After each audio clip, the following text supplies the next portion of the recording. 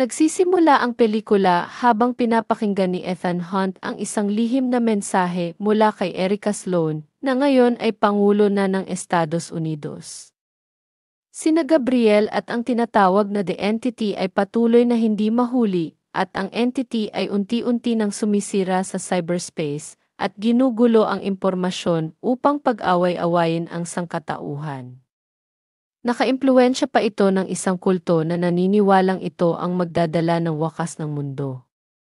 Tanging paraan upang mapigilan ang entity ay ang matuklasan ang orihinal nitong source code at ipares ito sa cruciform key na hawak pa rin ni Ethan at hindi nakuha ni Gabriel. Nangangamba si Ethan na kapag napunta ito sa kamay ng gobyerno, baka gamitin ito bilang sandata laban sa ibang bansa. Ayon kay Sloane, kung tuluyang sirain ang entity, posibleng mabura rin ang buong cyberspace na maaaring magdulot ng panibagong digmaan sa mundo. Nakiusap siya kay Ethan na sumuko bago tuluyang masira ang mensahe. Nagkita-kitang muli sina Ethan, Benji, at Luther bago sila nagtungo sa isang bilangguan sa Austria upang tulungan tumakas si Paris, dating kasabwat ni Gabriel. Siya ay binabantayan ni na Agents Jasper Briggs at Theo Degas, ngunit nang makapasok sina Ethan at Benji sa loob ng kulungan, nagkaroon muna ng saglit na sagupaan sa pagitan nila. Kalaunan, napaniwala ni Ethan sina Jasper at Degas na pabayaan silang isama si Paris upang mapigilan ang The Entity. Pumunta ang grupo sa ZD Embassy sa London. Nakita si Ethan ng dalawang ahente at handa na sana siyang isuplong, ngunit dumating si Grace at ninakawan ang mga ito ng gamit, kaya napilitan silang pakawalan si Ethan.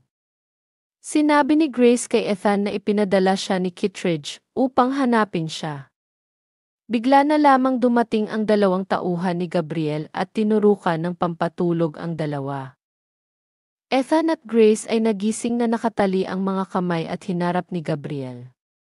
Binanggit ni Gabriel ang isang dating misyon ni Ethan, ang pagkuha ng rabbit's foot, at sinabing ito pala ay isang maagang bersyon ng The Entity na sa huli ay naipasa ni Ethan sa pamahalaan ng Heath.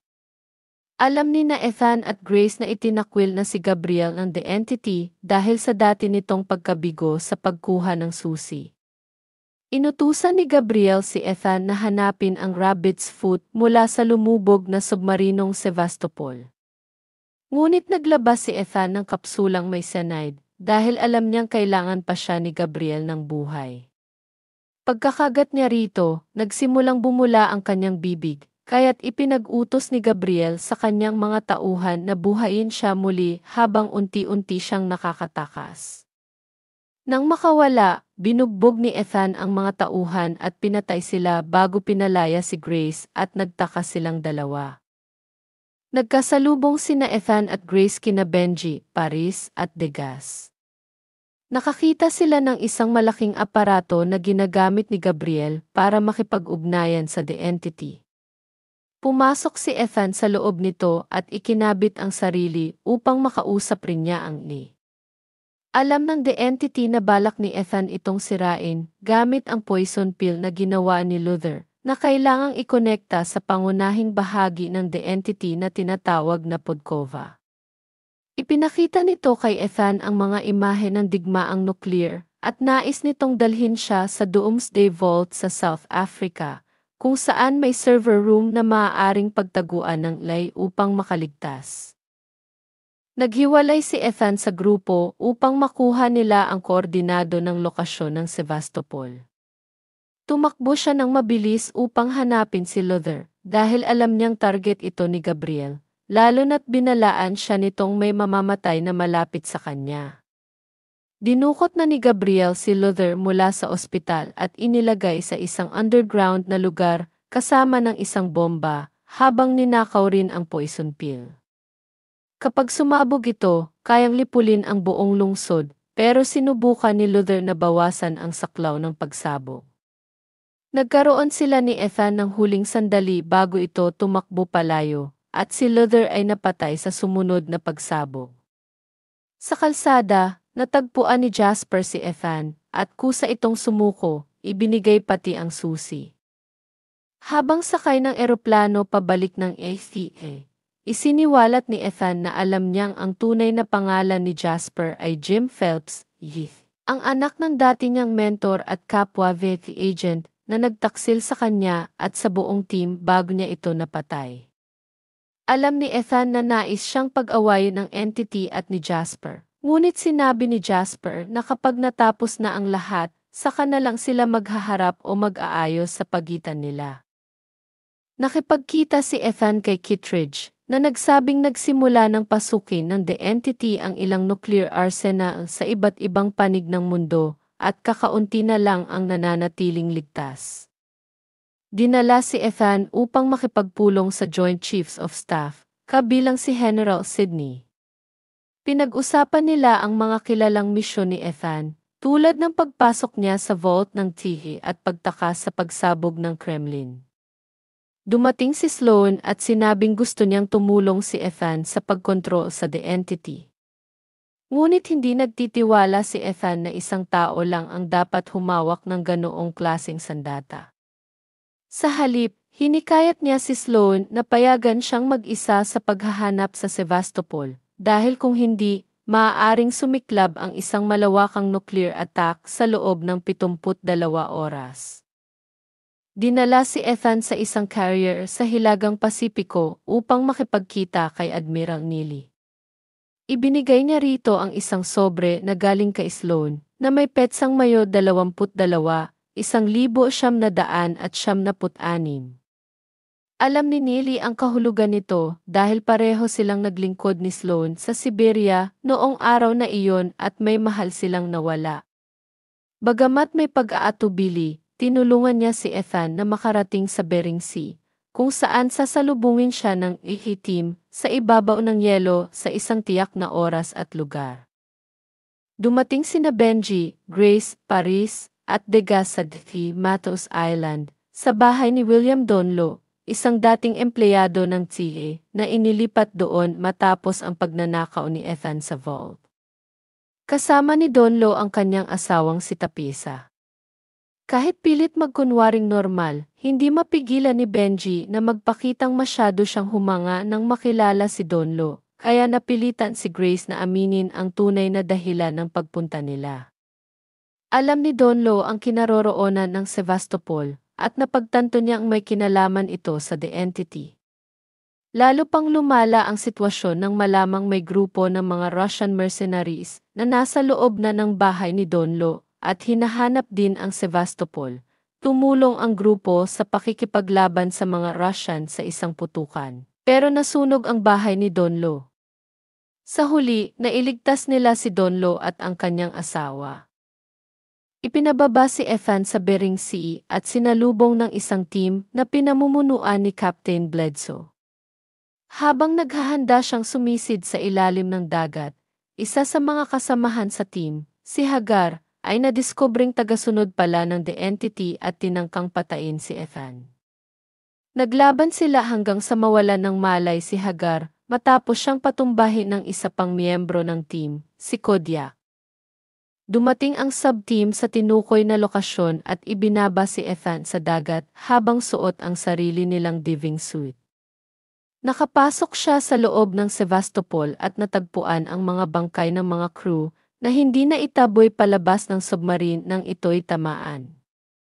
Natagpuan ni Ethan ang Podkova, pero dahil sa kanyang galaw, nakatagilid ang submarine at nagsimulang lumubog pa lalo sa continental shelf. Tinanggal niya ang kanyang suit para makalabas, pero nagsimulang malunod nang tumama siya sa yelo, eksaktong lugar kung saan sinabi ng team na doon siya mahahanap.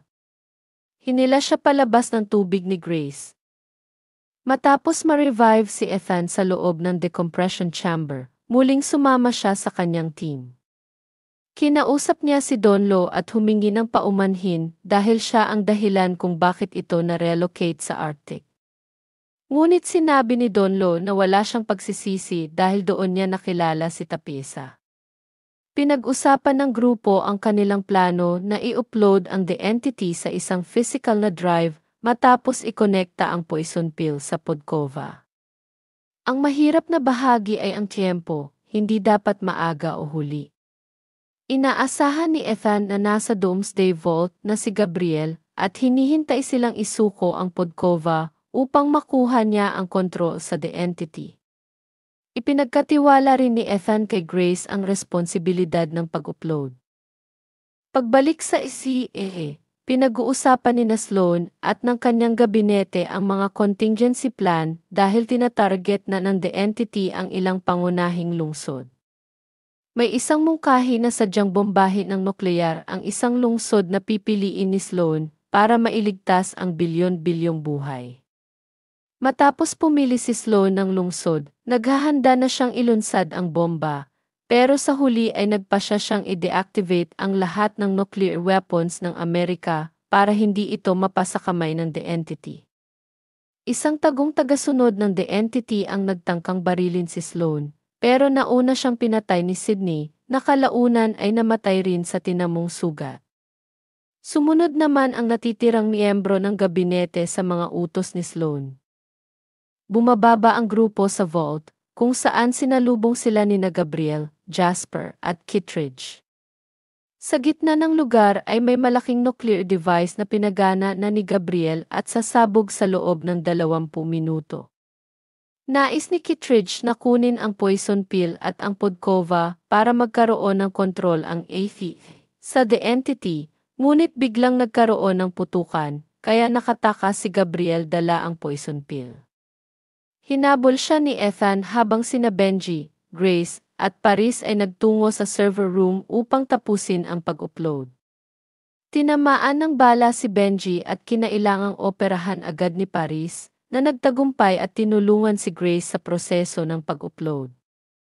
Naiwan naman sina Donlo, Tapiesa, at Degas upang subukang i-deactivate ang bomba. Tumakas si Gabriel gamit ang isang biplane, ngunit nakasabit si Ethan sa isa pang eroplanong dumaan. Nang mapatumba niya ang piloto, sinundan niya si Gabriel at nagkaroon sila ng aerial dogfight. Kalaunan, napilitang tumalon si Ethan papunta sa eroplano ni Gabriel nang masira ang sarili niyang sasakyan. Natalo niya si Gabriel at nakuha ang poison pill. Niluwagan ni Ethan ang seatbelt ni Gabriel, kaya't nabitin ito. Nagyabang si Gabriel na siya lang ang may parachute, pero bumitaw siya at tumama muna ang kanyang ari sa rudder ng eroplano, saka nabagok ang ulo, bago tuluyang nahulog sa lupa. Sinubukan ni Ethan magbukas ng isa pang parachute, pero nasunog ito sa ere. Habang patuloy ang kanyang pagbagsak, nagawa pa rin niyang ikonekta ang poison pill sa Podkova. Samantala, sa tamang oras, natapos ni Grace ang pag-upload at tuluyang nabilanggo ang The Entity. Sina Donlo, Tapiesa, at Degas naman ay matagumpay na na-disarm ang bomba at nakaligtas sa pagsabog. Naligtas si Ethan gamit ang reserbang parachute. Pagkatapos nito, pinatugtog ng poison pill ang huling mensahe ni Luther na alam na gagawin ni Ethan ang lahat para mailigtas ang mundo. Inulit ni Luther ang panunumpa ng AT, nagpaalam kay Ethan sa huling pagkakataon. Natagpuan si Ethan ni Kittredge at Jasper. Naiinis si Kittredge nang makita ang sunog na Podkova, pero mukhang napatawad na ni Jasper si Ethan sa nangyari sa kanyang ama at naghiwalay silang maayos ang loob. Nagtipon ang EK team sa London, ngunit magkakahiwalay sila sa distansya. Lumapit si Grace kay Ethan upang ibigay sa kanya ang drive na naglalaman ng The Entity. Nagkatinginan sina Ethan, Benji, Paris, at Grace sa huling pagkakataon bago sila muling maghiwa-hiwalay at maglaho sa mga anino.